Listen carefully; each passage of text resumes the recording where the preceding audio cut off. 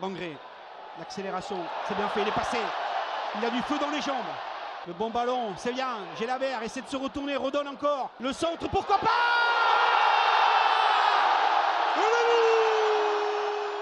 Victoire du TF 1-0 sur un but de pénalty de Zakaria Boukral.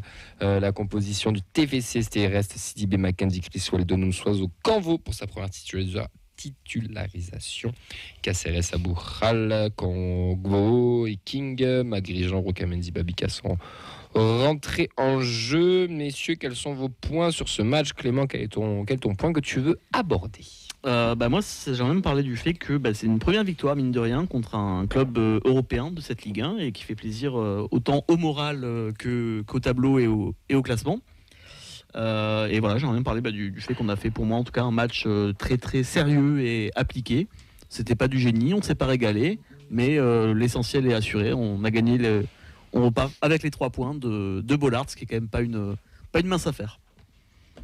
Alors moi, je vais dire que ça faisait longtemps. Ça rejoint un petit peu Clément, qu'on ne s'était pas imposé dans un match à 6 points, comme j'aimerais le qualifier. D'habitude, quand on avait ce fameux match, on va dire, qui pouvait potentiellement faire basculer une saison, on ne le gagnait pas forcément. Et là, on est allé le gagner. Donc voilà. Ensuite, je dirais qu'on avait une équipe un peu vicieuse et difficile à manœuvrer. Et attention à la surperformance. Attention. Ne pas s'enflammer parce que j'ai pas tout aimé dans le match, même s'il y a du bon. Je trouve qu'il y a quand même des axes d'amélioration assez importants. Voilà. Mais en tout cas, bonne opération du TF. Vincent. Tu veux commencer par lequel? Le mien ou celui de Ben? Non, Ben, je le garde sur un débat parce que Nathan il a fait en plus la même. Tu peux Donc le Ben, il est pas là, il est intéressant. Ok. De quoi? Ben, il est pas là, il est intéressant. Non, c'est juste que Nathan l'a repris, que si je l'avais noté dans les trucs, je comptais le citer plus tard, mais vas-y. Match curieux, c'est ce qu'on disait pendant le live, concrètement. Un peu foot en folie des années 80, je trouvais. C'est un petit peu... Il n'y a pas de construction, en fait. C'est un peu n'importe quoi. T'as l'impression que c'est la 80e minute dès la 5e, en fait. C'était dans tous les sens. Placement défensif très bizarre contre les Lensois. J'ai pas compris leur schéma. Si c'est un petit peu Kofi, match du siècle, démerde-toi, on voit le reste. Un TFC avec ses armes sur les contres, mais qui aurait pu être plus tueur dans un bon jour, comme on l'a déjà été par le passé. Fred, on va finir avec toi parce que tu as fait le déplacement. Si tu veux faire déjà tes points et nous parler un petit peu aussi rapidement de ton expérience. Mes points, c'est moi je trouve qu'on a une identité de jeu de plus en plus affirmée, presque maîtrisée, je dirais maintenant. Alors presque, je l'ai mis en gras. Bien souligné que c'est pas encore totalement maîtrisé, mais voilà. En gras avec une majuscule. Voilà. Est-ce que c'est en cours d'acquisition? Voilà, on en prend le chemin. Donc tout ce que j'ai vu donc à Bollaert, toutes les qualités de cette équipe qui commencent à ressortir et à rester sur la durée, et c'est très très encourageant. Discipline technique, de l'abnégation, de la solidarité. Et ce qui commence à faire, les caractéristiques de cette équipe, souvent, même si on le dit, on trouve que cette équipe n'a pas d'âme, on a du mal à lui trouver quelque chose. Et moi, je trouve que de plus en plus, on commence à lui trouver quelque chose, quoi. Ton expérience à Bollaert, c'était comment? Ce stade, raconte-nous, tu as 2 minutes là. Ce sourire, c'est beau. Ouais, voilà. Alors, si je dis exceptionnel, c'est fort, mais ça n'est pas loin. C'est à faire. Ouais, c'est à faire, voilà. C'est loin, en bus, je vous l'accorde, 28 heures de bus sur le week-end. Et t'enlèves les 2 heures du match, quoi. Plus, là. Donc, on va dire, sur 30 heures, quoi, tu fais 28 heures de bus, tu traverses toute la France, et tu arrives là, donc tu rentres dans cette ville et tu sens de suite que c'est le foot populaire il y a des gens dans les rues, tout le monde est en sang et or, c'est genre 1h30 avant ton match.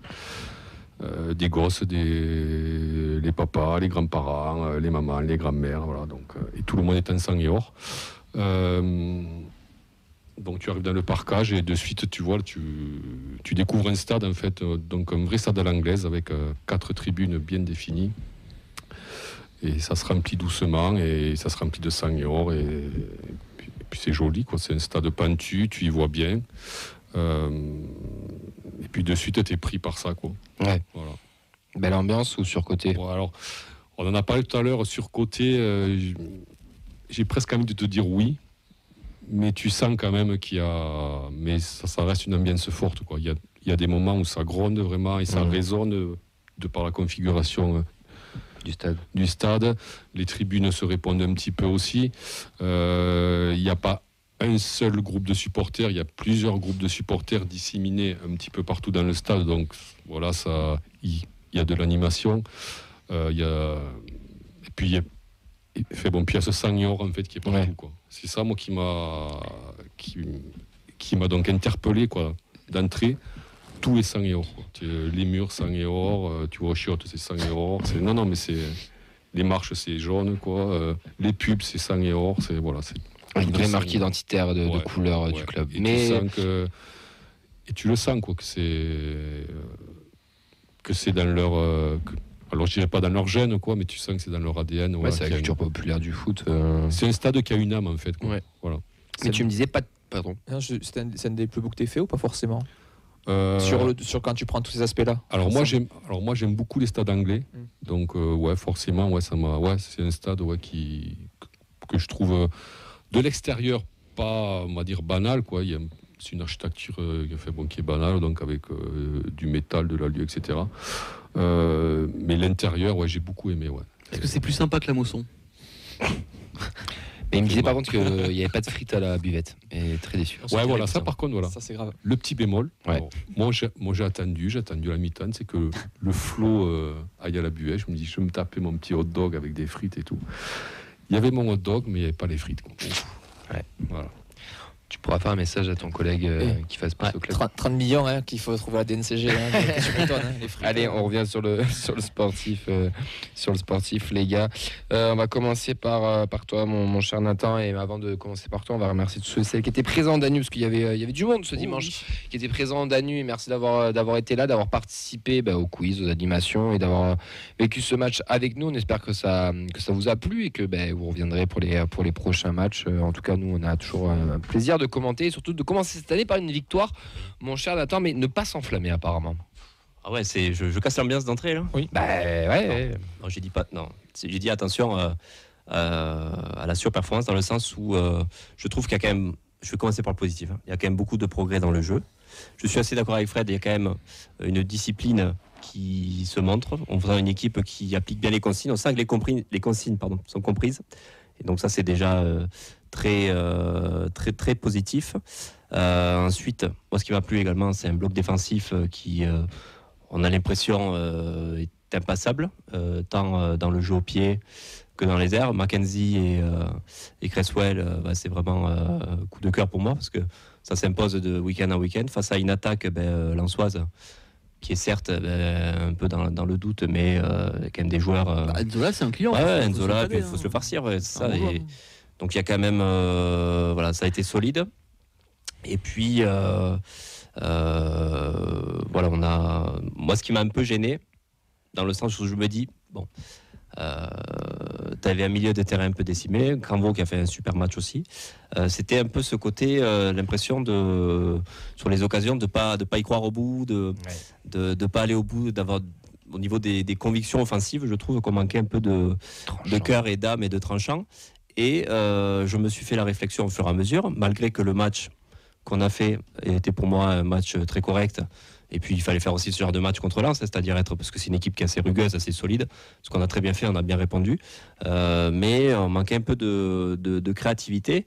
Et je me dis, sans ces tournants du match qui ont quand même tourné en notre faveur, c'est-à-dire avec le rouge lensois qui a totalement réorganisé cette équipe de Lens, qui fait qu'ils sont passés en 4-4 heures, on va dire, ils ont tous reculé. Ils ont essayé de consolider leur défense. Et sans ce penalty, je me dis, est-ce qu'on aurait réussi à marquer, dans le sens où en fin de match aussi on se fait peur sur la sortie de reste en étant en supériorité numérique. Cette équipe elle a été quand même solide, mais je me dis que ça tenait à pas grand chose au final. Ça s'est joué à un rouge, ça s'est joué à un penalty qu'on a été. Je me suis dit que l'équipe était de plus en plus vicieuse, donc d'aller chercher cette faute qu'on a très bien fait. Donc mais ça s'est joué sur des détails aussi. Je vois pas mal aussi pas d'enflammade, mais on se dit, au final, on commence à être pris au sérieux. On a, dans le jeu, je trouve qu'il y a quand même des gros axes d'amélioration. C'est quoi tes axes d'amélioration dans le jeu? Parce que le plan de jeu de dimanche, il était simple, il était clair. C'est on laisse le ballon à Lens parce que Lens a un bloc très haut et on met des longs ballons devant pour aller très vite. Oui, mais ça on a fait ça sous, je vais pas le critiquer, mais sous Casa on faisait ça. C'est pas le foot champagne qu'on a. Qu'est-ce que tu veux du foot champagne ou du résultat? Oui, non mais le dilemme il est là. On a tout ce qui fait quand l'équipe de France a gagné la Coupe du Monde 2018. On se rappelle à quel point c'était, si on reprend avec un peu de recul, on n'a pas vu du grand football. Donc après ça dépend. Moi si on est une équipe solide, il y a Nice à une époque qui était un peu pareil. Nice c'était, ça gagnait des matchs 1-0. C'était un gros bloc défensif bien en place. C'était plus chiant que nous. Oui, non, mais je prends l'exemple de me dire que c'était une équipe qui balançait devant, qui marquait un but par match, qui était totalement réaliste. Après, forcément, moi j'ai envie que l'équipe soit le plus possible. C'est quoi que tu vas améliorer? Pour moi, c'est dans ces transitions offensives, je trouve qu'on n'est pas assez tranchant. Offensivement, je trouve qu'on peine en fait à se créer des situations. Au final, quand tu vas par là, il n'y a que King qui a mis Kofi à contribution. Et après, derrière, moi, je sais pas, je suis frustré quand je vois qu'on négocie mal des coups, des 1 contre 1. Je me dis, surtout avec les qualités offensives des joueurs, je me dis c'est dommage en fait de pas réussir à se montrer aussi dangereux que ça. Mais après voilà, ça pour le coup c'est un truc qu'on dit depuis le début de la saison aussi. Oui, non, mais pour moi ça reste un acte d'amélioration. Ce que je trouve rassurant, c'est qu'on est de plus en plus solide, ça c'est très bien. Je sens l'équipe qui est de plus en plus unie. Ça, on sent qu'il y a un vrai collectif qui se dégage. Je trouve que cette équipe, elle est. On s'y attache aussi. On sent des joueurs qui se donnent, quoi. Quand je vois un Cresswell, même au milieu de terrain, Canvo pour son premier match, qui fait un match très propre. Voilà. Mais voilà, attention à l'enflammade et voilà, j'espère qu'on va progresser sur certains points du jeu. Non, je te trouve un peu dur, parce que moi, je me suis fait la réflexion plusieurs fois devant ma télé. Alors oui, c'est pas sexy, oui, c'est pas le football champagne, etc. Mais on s'en fout, t'es à l'extérieur, t'es à Lens, c'est devenu un gros du championnat, on est là pour gagner, on l'a fait, et vraiment, moi je trouve qu'on l'a maîtrisé ce match. Et j'ai l'impression... Comment tu l'as maîtrisé? Développe ça parce que ça m'intéresse. T'as maîtrisé quoi? Pour moi, on a maîtrisé l'équipe d'en face. C'est-à-dire que l'équipe d'en face n'a pas réussi à se montrer dangereuse. Je suis d'accord. Ils ont cadré un tir, toute la rencontre. D'ailleurs, quand tu les écoutes après leur retour sur le match, je trouve ça très paradoxal d'estimer qu'ils devaient gagner en ayant été aussi peu dangereux. Mais parce qu'ils ont une emprise sur le match, ils ont quand même la possession. Ah si, emprise dans le sens, ils ont la possession, ils ont le ballon. On est très bas. T'en fais rien la possession. On est très bas, on a du mal. Mais je suis d'accord avec toi, ils se créent pas de canon. D'ailleurs, dans le live, c'est la réflexion qu'on se fait, c'est reste, il a une sortie, un bel arrêt, et un autre arrêt, c'est Cresswell qui la sort, si j'ai pas de bêtises. Et c'est là où je te rejoins, où on a maîtrisé notre adversaire en fait, et c'est pour ça que les Lensois ont cette impression, et c'est toi qui as raison, mais on les a maîtrisés parce qu'en fait on leur a laissé croire que, et en fait non. Et il y a beaucoup d'équipes qu'on laisse croire que, et en fait non. Je trouve qu'ils sont pas très lucides quand même de pas se rendre compte qu'ils ont pas du tout, ou quasi pas été dangereux. Une de leurs plus grosses occasions limite, c'est la boulette de Sidibé en fin de match. Et vraiment, on leur donne sur un plateau. C'est pas eux qui vont la chercher. Non, t'as la sortie de Rest, t'as une autre, la surface, la frappe de je sais plus qui. En première mi-temps, il y a eu, on va dire, un gros quart d'heure où ils ont vraiment été limite à nous étouffer, mais en fait, ça n'a rien donné, quoi. Oui, ils sont pas dangereux, comme il dit Clément. Ils ont le ballon, mais c'est pas. De leur part, proposer juste ça à domicile contre un club, je suis désolé, mais avec tout le respect que j'ai pour le TFC, Lens doit nous battre. Oui. Avec leur statut, avec leur équipe sur le papier, etc. Leurs moyens, ils doivent nous battre. Et j'ai l'impression qu'il y a un petit peu un syndrome du mauvais joueur des équipes qui perdent contre nous et qui estiment qu'on n'est pas une équipe contre qui on doit perdre. C'est à chaud aussi, je pense que tu fais une conférence de presse le mardi, parce qu'on a quand même beaucoup de coachs qui disent que le TFC c'est une équipe chiante à jouer et qui prennent dans cette mesure-là aussi. Souvent, les équipes en face qui disent, gros, pour résumer, ça fait chier de perdre contre eux. Mais je pense que c'est une victoire tactique du coach en fait, parce que tous ils se disent ouais c'est bon, ils sont mignons, ils ont leur tactique, moi le Carles je vais le déboîter, et au final il se retrouve que le Carles il a un coup d'avance sur eux avec les moyens qu'il a, et au final il s'en sort. C'est pas beau, c'est efficace et ça fait chez tout le monde. Tactiquement, il est très bon parce qu'on est, je viens de le mettre en commentaire, 7 clean sheets sur 16 matchs, mais surtout on concède encore peu de tirs cadrés déjà face à Paris. Avant Paris, on en avait pas beaucoup. Regarde le commentaire d'Alain du 31 sur YouTube à l'instant. On est l'équipe qui subit le moins d'occasions en Ligue 1 selon les XG. Donc c'est que tactiquement, on est très fort sur ce plan de jeu là, et c'est peut-être pas beau, mais c'est efficace. Mais c'est pour ça qu'en fait, moi je rejoins les Lensois, même pendant le commentaire, à un moment donné, s'il y a un 0 pour eux, c'est pas scandale non plus. Ils ont le ballon, ils ont tout ce qu'il faut, etc. Mais en fait, c'est ça. Ce TFC là à l'extérieur, face à ces grosses équipes, on te laisse croire que, Et après, on te la met là où il faut. Ouais, mais on dit c'est moche, on subit, etc. Mais c'est pas beau. Mais non, c'est pas beau. Au final, on a plus d'occasions qu'eux, on est plus dangereux qu'eux, on est meilleur sur le match. Oui, mais c'est pas le foot champagne qu'on va aimer. L'Atlético a fait, continue encore de faire toutes ces années-là avec ce projet de jeu. Moi, si on renonce au foot champagne et qu'on fait les saisons que fait l'Atlético, je signe tous les jours. Oui, Mais, bien sûr. Je suis d'accord. Mais le foot champagne, en fait, je pense que les gens, il faut qu'ils se l'enlèvent de la tête, quoi. On ne l'aura pas parce qu'on n'a pas les joueurs pour. Et oui, on n'a pas les joueurs pour. Tu n'auras jamais un Soiseau qui va déborder, un coup de foulard, il centre, King dos, but, contrôle de poitrine, retourné. Soiseau en ce moment, attention, il peut se sortir le coup du foulard. Non, ça, tu n'auras pas. Donc il faut que les gens donc oublient ça. Moi, ce que je retiens, c'est. Ce que je ressens, c'est un groupe qui est très réceptif à ce que veut faire le coach. C'est appliqué sur le terrain, c'est très bien fait. Alors oui, c'est pas joli, mais c'est très bien exécuté. Le coach arrive avec des idées en tête. C'est appliqué sur le terrain. Alors, tu peux toujours dire oui, il y a quelques faits de jeu qui aident à ça. Mais ça, c'est pas de ton fait, quoi. Je veux dire, voilà. Mais tu sens quand même qu'il y a une identité de jeu. Il y a tout simplement, moi je dis, il y a un fond de jeu qui s'est installé. Toulouse est devenue une équipe très très dure à manier, donc à domicile, à l'extérieur, et là ça se voit vraiment. Alors oui, t'as pas 10 occasions, mais à l'extérieur, qui a 10 occasions? Voilà, t'en as 2-3, bon, tu mets un penalty, il y en a un qui est oublié d'être sifflé aussi, donc tu vois, ça te fait, il y a le hors-jeu limite Dabouklal au début, donc ça te fait aussi une occasion. On a des joueurs derrière qui sont très très solidaires, je trouve, qui arrivent à compenser les erreurs des autres, parce que comme dit Nathan, oui, il y a des erreurs, mais c'est toujours compensé par un autre. Moi, je l'ai vu, surtout en première mi-temps, je m'étais placé donc assez haut, et tu le vois quand même, que c'est un système qui est bien maîtrisé. Il y a plusieurs systèmes suivant... ballon sans ballon. Suivant les situations, voilà, donc en attaque, en défense, tu vois que les joueurs bougent beaucoup, c'est toujours compensé, ça se fait de suite, c'est voilà. Dès qu'un Lensois avait le ballon, il y avait un qui venait coller, mais tu en as 2-3 qui étaient quand même autour. Donc tu vois que c'est organisé quand même. C'est ciblé de toute manière, tu le vois que c'est travaillé. Et là tu vois que c'est bossé, quoi. Tu vois que l'entraîneur travaille bien, et tu vois que c'est un bon entraîneur, je l'avais déjà dit mais je le redis. Et de plus en plus, moi je dis que Carles Nouvel, on a de la chance de l'avoir au TEF. Et ça, je pense qu'on se le dira dans plusieurs années, on dira tiens, on a eu Carles Nouvel au TEF, et voilà. Alors oui, c'est pas joli, comme dit, mais ça peut, mais ça fonctionne, quoi. Moi, ça dépend contre qui aussi. Oui, pas mal de réactions sur les réseaux. On va commencer avec Lucas. Le contenu depuis le match Saint-Etienne n'est pas fou du tout, donc faut pas s'enflammer. Niveau comptable, c'est génial. On prend les points, mais il faut rester zen.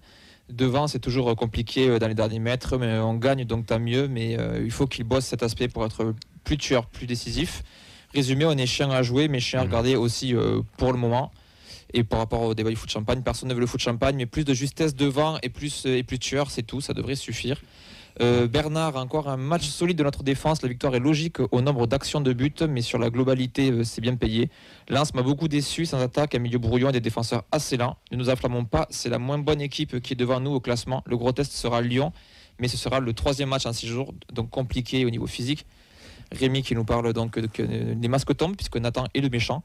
Le 1-0 parfait à l'extérieur, plan de jeu clair mais très efficace, c'est une réussite maximale sur le déroulé de la rencontre, combo parfait. Digbic 31 200 avec le B, j'insiste bien. De toute façon, ça existe de moins en moins le foot champagne, à part de le top 10 européen. Le foot se moyennise, se normalise autour d'un jeu plutôt porté vers l'intensité, les transitions rapides. C'est le foot moderne.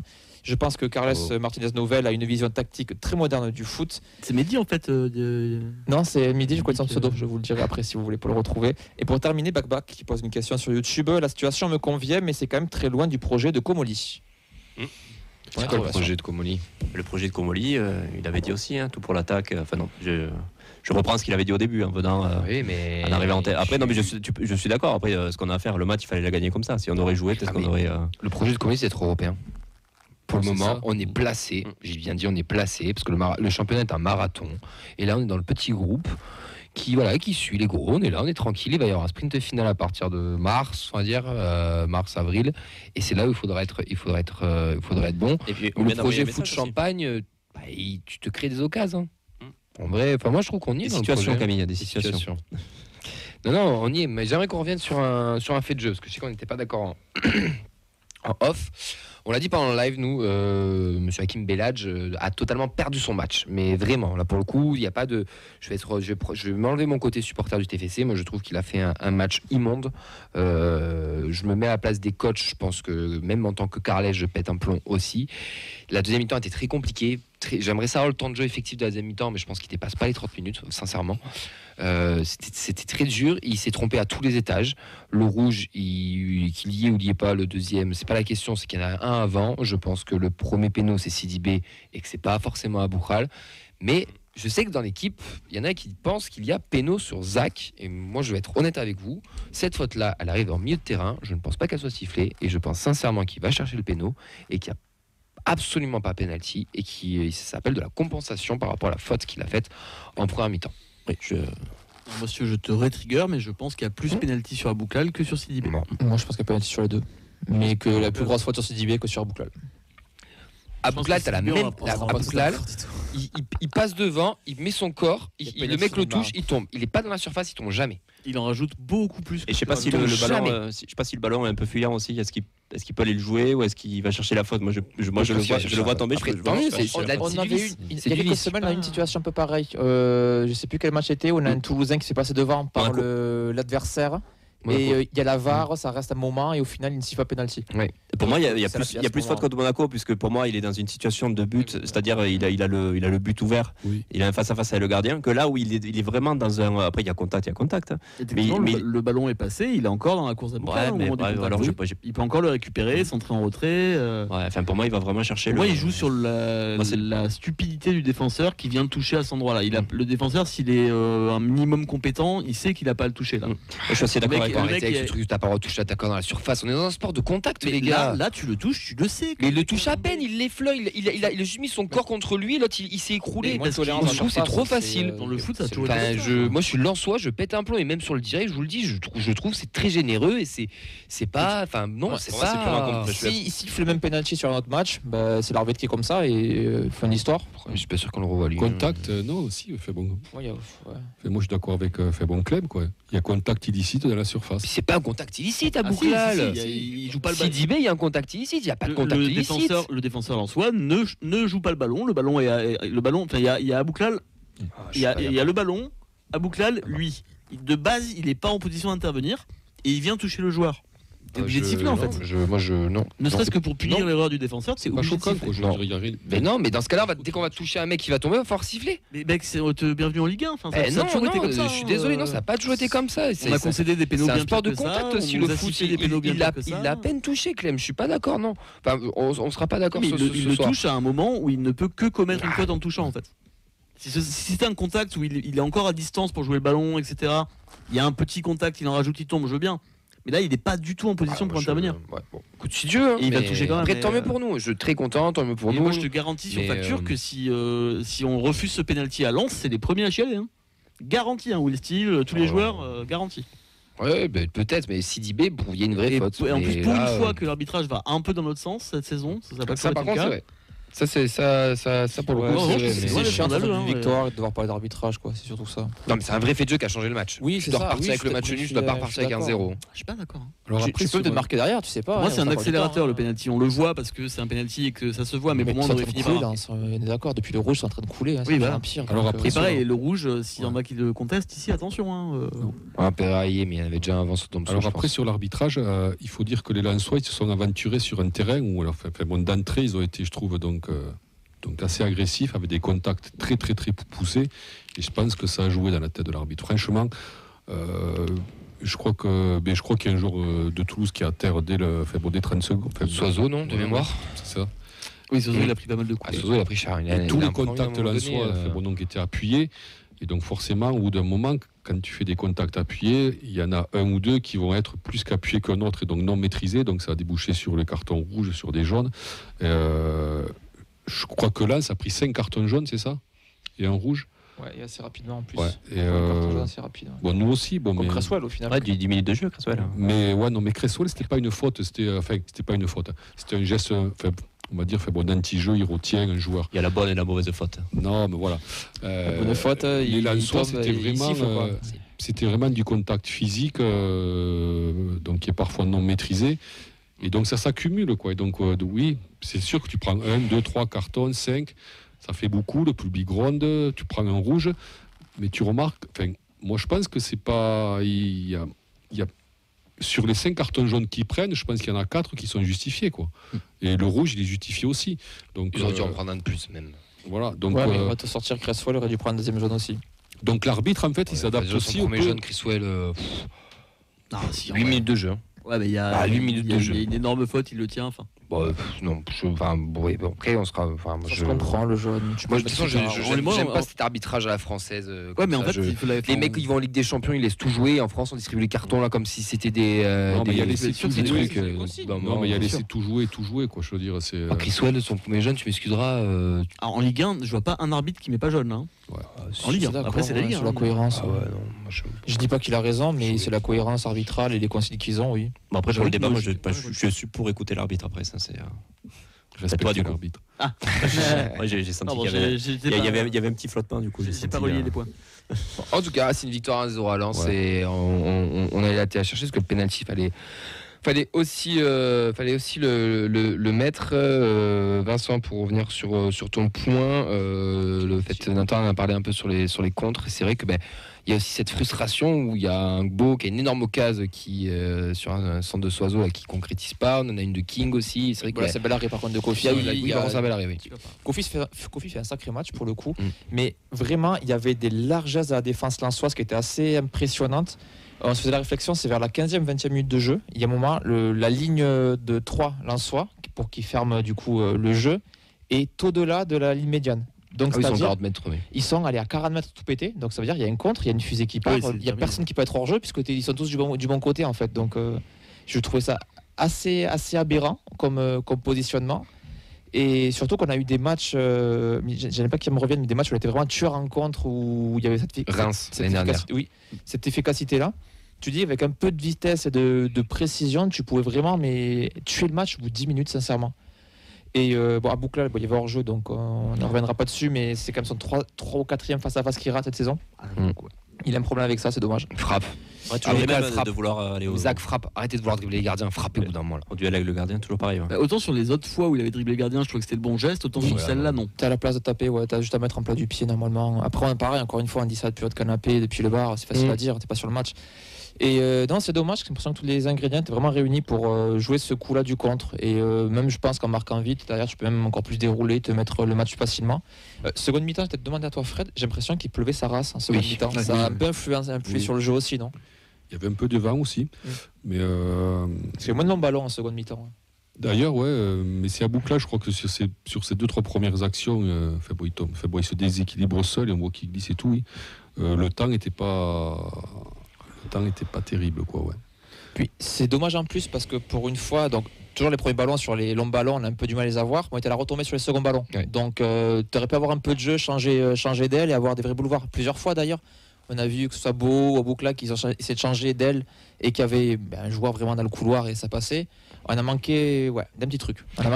Mais encore une fois, sur un match entre guillemets où on était diminué, où on n'était pas favori, on s'en sort bien. C'est beau Pourtant, quand on même. marque à tous les matchs, quoi, quasiment. C'est beau parce qu'on gagne 1-0 à Lens et on est frustré de ne pas en avoir mis plus. Non, mais c'est beau, mais mais c'est ça oui, qu'il parce faut. qu'il y avait Mais la parce place qu'on pour, devient aussi un petit peu peut-être exigeant et qu'on a envie. Moi, je suis pas frustré. Hein, On n'est pas frustré. Là, depuis tout à l'heure, on parle, on on dit plein de choses comme quoi on peut Chaque faire but mieux. compte donc, pour la qualification en Europa League. Mais non, mais On voilà. est dans le positif au On goal va- average quand même. Alors, et on aurait oui, pu être, On va reparler des champions. Surtout pour moi, on est en positif en termes de victoires. Le nombre de victoires. Oui. C'est la première fois de la saison et c'est important. Et vous vous rendez compte le nombre de points qu'on a lorsqu'on n'est pas à la mi-saison? Ouais, mais surtout, on a 4 points avec des champions. Ouais, Ça, c'est terrifiant. Hein. Bah, c'est T'as le bon sens de- Et moi, je vous l'ai dit, la faiblesse C'est de la Ligue 1 incroyable. et ce qu'on va faire peut nous apporter une 7e Mais place européenne. On va faire une Brest, les gars, je vous le dis. J'ai hein. vu ce qu'il y avait devant nous, c'est vrai que quand tu vois un Nice aussi. Bon, on s'enflamme pas, ça c'est autre chose. Allez, on revient sur le Les match. rêvants. Oui, mais on revient sur le match. J'ai encore plein de questions sur vous. J'aimerais qu'on parle des des joueurs et on va commencer par le premier. C'était sa première titularisation, le jeune JD Canvo qui a eu un set dans la dépêche, je crois, qui au milieu de terrain a fait sa première titularisation avec 100% de passes réussies, des interceptions, tout ça. Qu'est-ce que vous avez pensé de cette première prestation de Canvo qui, je le rappelle, est quand même, qui a été, je pense, mis là parce qu'il s'attendait ainsi à un match physique, qu'on a besoin d'un milieu athlétique. Et respect, j'ai dit.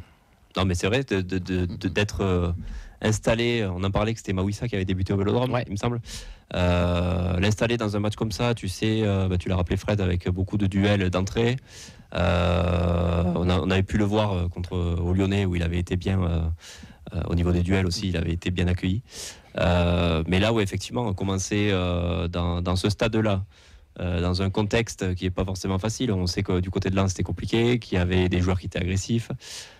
C'est pas un cadeau de l'avoir envoyé titulaire là. Sierro, je sais pas depuis combien de temps, il savait qu'il allait prendre la place de Sierro. Mais je trouve qu'il a amené beaucoup d'assurance. Il a été bon là où on l'attendait. Donc, c'est-à-dire à la récupération, au duel, dans les passes, on se plaignait dans les transitions offensives justement qu'il y avait peu de passes vers l'avant ou que dans les transitions on aurait pu être meilleur. Après, si les consignes c'était tu récupères le ballon et tu joues tranquille vers l'arrière ou tu te projettes pas, voilà, si c'était les consignes du coach, c'est très bien appliqué. Donc voilà, c'était moi je trouve que ça, j'étais quand même assez surpris de sa prestation. Moi, le milieu de terrain, c'était mon seul c'était mon point d'interrogation avant le match. Je me souviens d'un match qu'on avait fait justement à Lens l'an dernier. On s'était fait bouffer dans ce milieu. On n'avait pas existé. On avait été mauvais. Et je me dis, moi, avec Siro, qui est quand même décrié, mais qui a un statut et qui est titulaire indiscutable de cette équipe, j'avais vraiment peur qu'on prenne de l'eau, quoi. Et donc, sa prestation m'a quand même beaucoup rassuré. Canvo, je pense que c'est un gamin, tu le lances à Lens, tu lui as dit, écoute-moi, fais-toi plaisir, mais surtout fais pas de conneries. Et Canvo, il a respecté ça à la lettre, il n'a pas fait de conneries, il a pris très peu de risques. Moi, c'est pour ça que je trouve sa performance elle est bonne, mais j'ai envie de la nuancer. Et je suis désolé, je vais être méchant et gris, mais je m'en tape. JD Canvo, on l'a déjà dit dans cette émission, c'est le seul pitchoun de cet effectif qui a le potentiel pour espérer gagner du temps de jeu. C'est ce que je suis regardé, c'est celui qui est le plus rentré en jeu depuis le début de la saison, et là, il est titulaire. Il est dans ce milieu avec Caceres, il a un profil plutôt athlétique, plutôt défensif. Rappelez-vous, pour le comparer à un Toulousain Sangaré, si ça vous parle, c'est du Sangaré tout craché. Il a quelque chose, il a totalement quelque chose et il va progresser. Sa première, elle a été bonne, mais c'est pas le même profil que Vincent Siro, et c'est très peu vers l'avant, très peu de passes qui cassent les lignes, etc. Mais je nuance, c'était sa première, c'était à Lens, et c'était pas un match fait pour ça. Maintenant, ce qu'il a fait là, c'est ce qu'on attendait de lui. Et ça, mais bravo mec, parce que t'as été bon, t'as fait ce qu'il fallait et t'as même été, tu as même sauvé le cul un peu sur une ou deux situations, donc bravo. Mais je mets un mais, c'est un match, le pitchoun, la pépite, la folie, la machin, etc. On s'enflamme pas, hein. C'est un bon petit joueur qui a fait son premier match, qui a réussi son premier test. Maintenant, il va y en avoir peut-être qui vont s'enchaîner avec la blessure de Siro. Mais attention, c'est pas du tout le même profil. Et moi, je pense que face à Lens, il fallait un Canvo. Par exemple, face à Strasbourg, je sais pas. J'allais rebondir là-dessus, sur les gens qui réclament ça, qui disent qu'on se fait chier devant les matchs. Vous n'êtes pas prêts, hein, à domicile, pour faire le jeu avec un Caceres Canvo. Ça va être compliqué, quoi. Et le gros bloc de Strasbourg qui arrive. Mais bravo Pichoun. C'est ce que j'ai dit tout à l'heure dans la voiture avec toi, Camille. C'est aussi le fait que c'est le premier Pichoun qui est sorti du lot depuis Mawissa. Donc ça fait un an qu'on n'a pas nouveau Pichoun. Alors qu'à écouter les gens, écouter ce qu'on nous vend, faudrait qu'on en sorte 5 par saison minimum. Donc forcément, il va cristalliser un petit peu toutes les passions et toutes les attentions. Donc il faut faire aussi attention que qui se crame pas aussi trop vite, parce que c'est pas du tout le même profil que Sierro, donc tu peux pas attendre la même chose non plus. Puis il faut pas espérer que West Ham arrive en fin janvier, 30 millions. Dick Bick qui nous dit il a l'air plus de casser des lignes balle au pied, donc un profil peut être complémentaire à Sierro, justement. Je suis d'accord sur le fait qu'il casse plus les lignes, on a discuté aussi. Il n'y a pas de Caceres et Sierro, c'est pas exactement ni l'un ni l'autre en fait. Ouais. Non, mais c'est un profil à la Sangaré ou à la... Moi, j'allais dire Patrick. Mais ils l'ont fait le TEF. Non, mais ils l'ont fait le TEF. Je sais pas si t'as vu sur Twitter, ils l'ont fait. Et c'est vrai, on en a parlé lundi au téléphone, mais c'est ce genre un peu de style à toute métaphore. Il avait une chance qui s'offrait à lui. Il l'a saisi. Voilà. Donc en fait, il suit son parcours. Parce que, comme tu dis, Camille, je pense que de cette génération-là, cette saison-là, 2024-2025, c'est le pitchoun qui avait le plus de chances d'intégrer la une, comme on dit, et d'y rester, quoi. Enfin, de gratter du temps de jeu de plus en plus et de s'imposer petit à petit. Donc Siro se blesse, il prend la place, le coach le met. On a vu que le groupe avait confiance en lui, du moins devant les vidéos, etc. Oui, ça c'est la com. Voilà. Donc tout a été fait pour que ça se passe bien. Et ça s'est bien passé parce qu'il a des qualités, c'est clair. Mais il est encore très très jeune. Il a beaucoup de choses à travailler. Sur ce match-là, il a eu des moments de naïveté sur certains placements. Bon, c'est normal. On sent déjà quand même une puissance physique qu'il a naturelle, quoi, parce que c'est quand même un gabarit, comme on dit. Ouais. Il a l'air d'avoir du volume de jeu également. Il a l'air de se déplacer assez rapidement. Il est prometteur. Mais comme tu dis, Camille, c'est un match. Et voilà, il faut qu'il enchaîne 2, 3, 4, 5, 6 Belle matchs. Première, bravo. Mais il envoie le message aussi de dire aux recrues que tu as eu l'an dernier, voilà, que lui est supérieur à tous tes autres milieux de terrain. Si tu les mêmes profils. Hein. Oui, c'est pas le même profil, mais à l'heure actuelle, je pense qu'il part avec un temps d'avance sur les autres. On verra également. Je vais encore parler de Caresse Nouvelle, mais quand on dit qu'il lance pas des jeunes, il lance des jeunes qui ont la capacité de jouer un match de Ligue 1. S'il les lance pas, c'est que tu n'as pas la capacité. Je suis d'accord. Voilà. Donc, il est bon. Bravo à lui. Ouais, il est bon. On va garder, mais on va la faire un jingle, ça aussi. C'est intéressant aussi parce que c'est un profil qu'on n'avait pas. Oh, totalement. Totalement. Un joueur avec ce gabarit-là, etc. On n'avait pas. Siro, Caceres, c'est des joueurs qui physiquement sont pas non plus des monstres, même s'ils ont une grosse activité, qu'on pense autrement.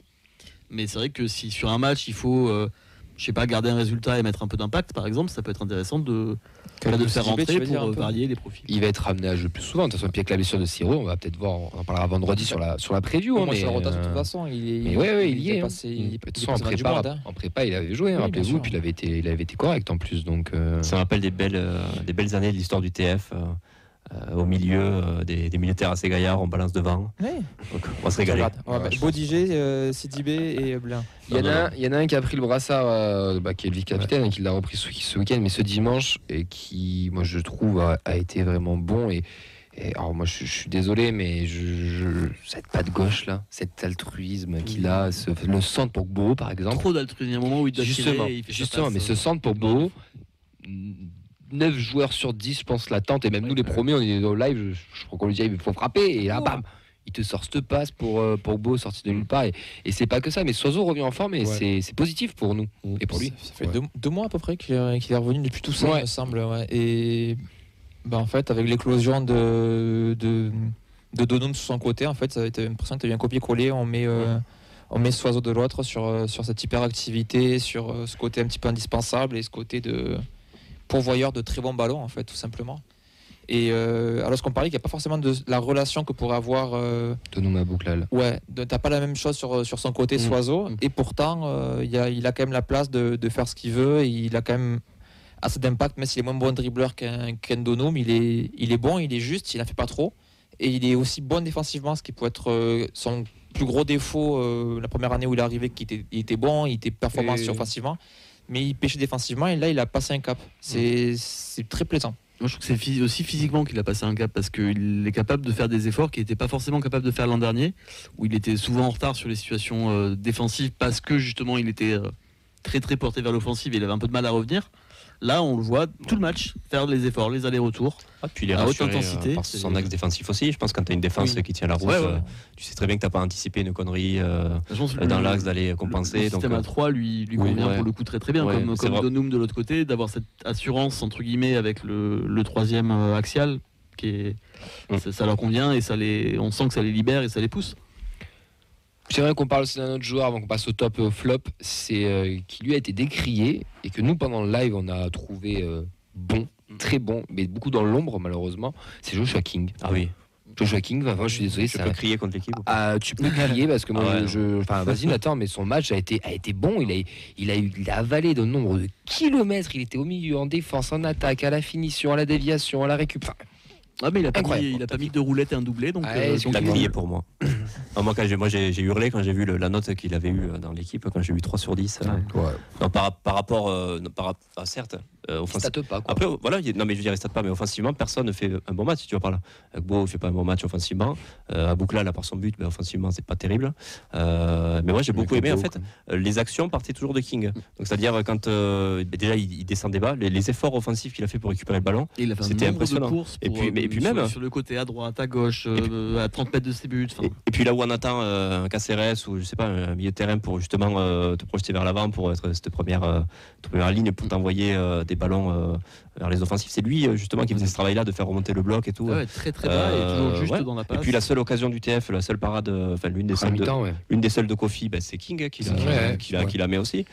Donc moi j'ai trouvé que les gens étaient un peu durs avec lui. Alors certes c'est pas la prestation du siècle pour un attaquant, mais moi j'aime beaucoup en discuter pendant le live. Moi ce que je reprochais à Dalinga, qui lui était un pur neuf, c'était justement qu'il était un peu nonchalant sur le repli, tandis que lui, moi j'aime bien les joueurs qui vont justement apporter aussi défensivement, et donc voilà, j'ai apprécié sa prestation sans que ce soit la prestation du siècle, mais ça valait le coup d'être souligné. Tu le sens quand Magri rentre. Non mais c'est vrai. C'est vrai, tu sens la différence. Hein.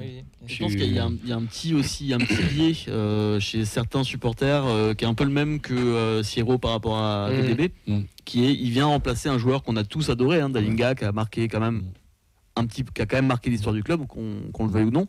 Et je pense que les gens attendent juste un autre Dalinga.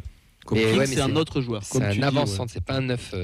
Comme tu dis, Clément, pas un neuf. Van den Boomen, Dalinga, ça faisait, on va dire, bling bling. Ouais. Là, c'est un peu plus c'est un mec besogneux, quoi. Voilà, parce que tu le connais les pas, actions, des buts, etc.